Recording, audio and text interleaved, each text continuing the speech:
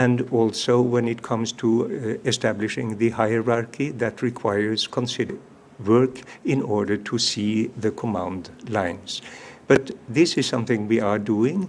We have an informal list, so to speak, within the Commission which we are regularly updating, and this list with perpetrators, but at the higher level and at the lower level, will be in due course submitted to the High Commissioner for Human Rights in conformity with normal practice.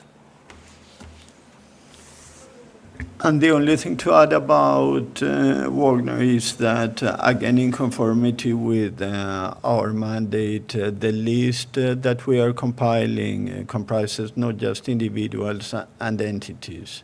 So whenever possible, we are trying to identify entities as well, and therefore that's part of the list that eventually will be turned over to the High Commissioner. Thank you. Jamie, go ahead. Can I ask you about, in terms of the amount of evidence that you're receiving, both from the Ukrainian side and the Russian side, what appeal would you make to both authorities on both sides about getting access to victims, getting access to perpetrators, I mean, getting access to people who might be able to shed more light, both on the Ukrainian side and on the Russian side?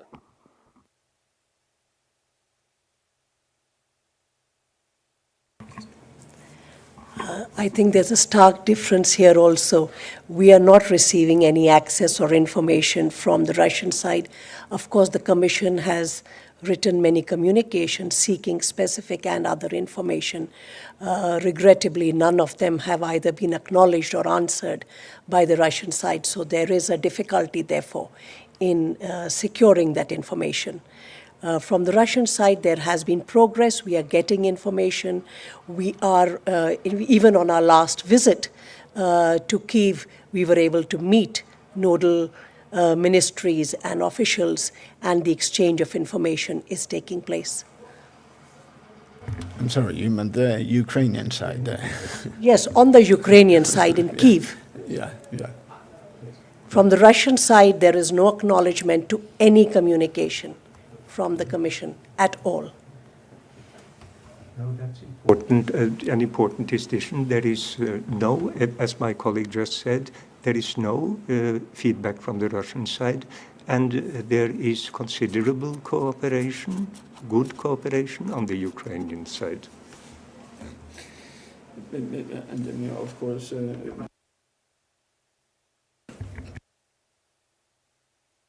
the Commission's task would be greatly facilitated by greater collaboration from the Russian Federation, and particularly by unhindered access to all parts of Ukraine. But as you know, we have limitations in reaching areas that are occupied by the Russian Federation. And some of the communications that we have sent to the Russian Federation have had to do with gaining access, not just establishing significant communication with them. We want to provide the most comprehensive view of the situation. We want to exercise our impartiality in the most thorough way. I think that we have been very consistent with that. But of course, it would be greatly facilitated if we had more of their collaboration and greater access. And exactly because because we are so receptive to information from both sides, should it come, the entire Commission is of the view that it would be an advantage to receive such information on all kinds of incidents, including, for instance, transfer of children. Thank you. We'll take another question from Nick from the New York Times. Yeah, you mentioned the Kharkov Dam and your inquiry into that. I just kind of wonder, Are those inquiries making any progress? Are you reaching a point where you think you're in a position to make a determination about what actually happened there? Thank you.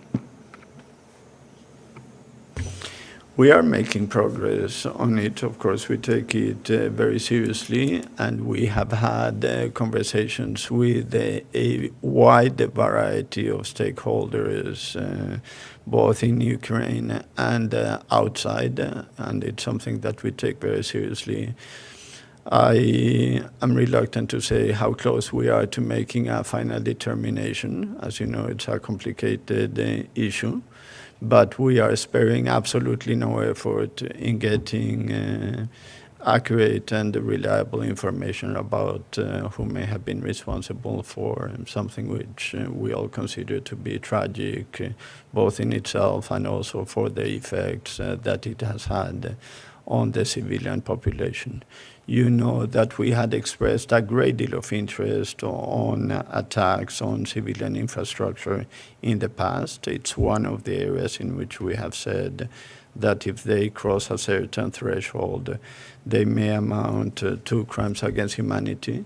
So we take attacks of this sort to be very serious, and therefore we are dedicating a great deal of resources to getting the best available information on this particular incident as well.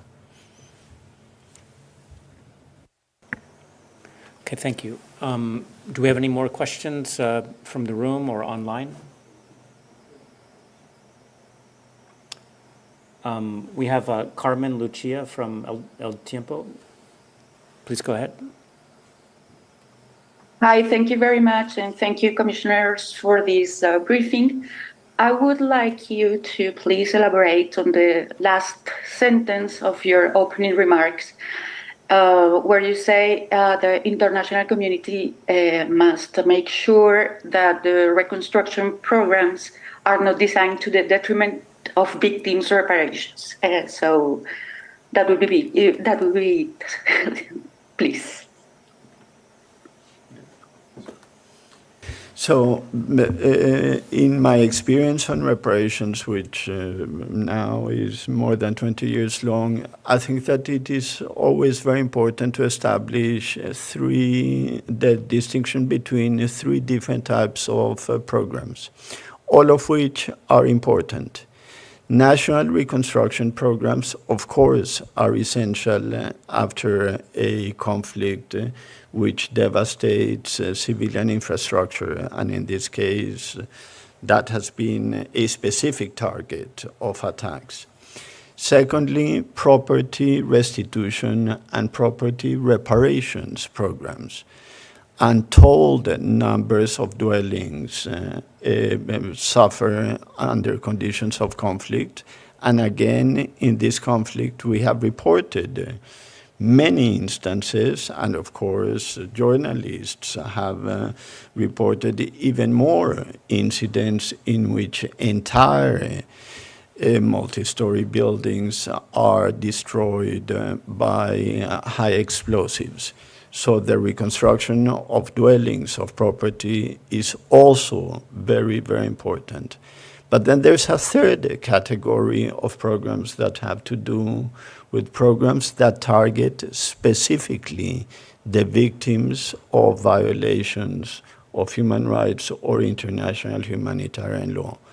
Their needs are distinct. Under international law, they are deserving of reparations, and we want to make sure that the international community is clear about both the distinction between those three programs and about the need to coordinate them with one another. The resolution on the registry of damages, both by the General Assembly and by the Council of Europe, do not establish those distinctions clearly. It's not necessarily the case that they need to at this stage. This is an incipient process, and the establishment of these programs is a long one. But we just want to offer a reminder that victims' reparations programs should not be totally sacrificed for the sake of national reconstruction or property reparations programs. Victims ought to be kept in mind, and this is simply an extension of the victim-centered approach that the Commission has taken from the beginning. Okay, we have one question online from Emma Farge from Reuters. Please go ahead. Thanks very much. Simple clarification, please. The Kherson findings that are described in your oral update, what period were those findings from? I believe it was your last trip, August, September. And could you just say something about the scale of the work you're undergoing? I believe this was your 10th trip to the country. How many interviews, for example, and anything else you can say about the scale of your endeavors? Thank you.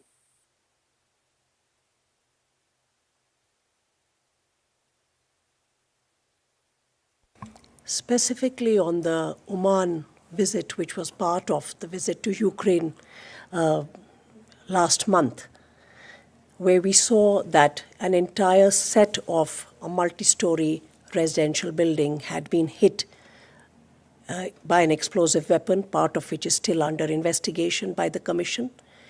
These are residential apartments of civilians, surrounded completely by civilian habitation, schools, and other residential apartments, and that 24 people died because the attack took place around 4:30 a.m. in the end of April. People died while sleeping and in the injuries that followed. The entire set of apartments is nobody can live there, and we heard the people who had suffered both loss of family members as well as homes now, and the challenges that they have in now finding accommodation, other services, which is an ongoing process. In terms of the others. Yeah, and about the extent of the work, Eric has a much better memory than I do in terms of specific numbers. But last time we had reported that we had interviewed close to 700 persons, and that was already a couple of months ago. I can easily find from the Secretariat the exact numbers. But the last ones we had were interviewing more than 700 persons, both in Ukraine and outside Ukraine. The Commission has visited, again, on the basis of the last numbers, more than 60 different localities. We have carried out investigations about violations in more than 15 regions of the country. In our first visit of the three commissioners, we traveled 3,000 kilometers by car along the country. So, again, within the limits and the constraints of the personnel of an instrument like this, we are working tirelessly and making the best use of the resources that we do have. And more generally, this is an ongoing process where partly the investigators are going on missions frequently, and partly the three commissioners are going on missions. And together we form a lot of evidentiary basis for our assessment of the legal issues, with a view to making findings of with respect to the norms we are supposed to use as the yardstick. But I would really like to, in a way, emphasize at the end of this conference that our investigations are really an ongoing process, and the whole conference, the press conference here, and also the oral update should be seen in that perspective. We will report more later. To some extent, what we are investigating may not lead to results. In other aspects, we will find something. We will see. Okay, thank you. Do we have any more questions from the room or online?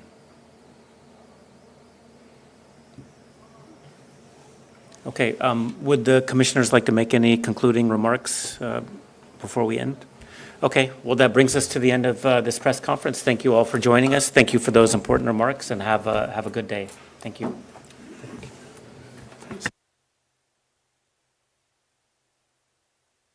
Recording stopped.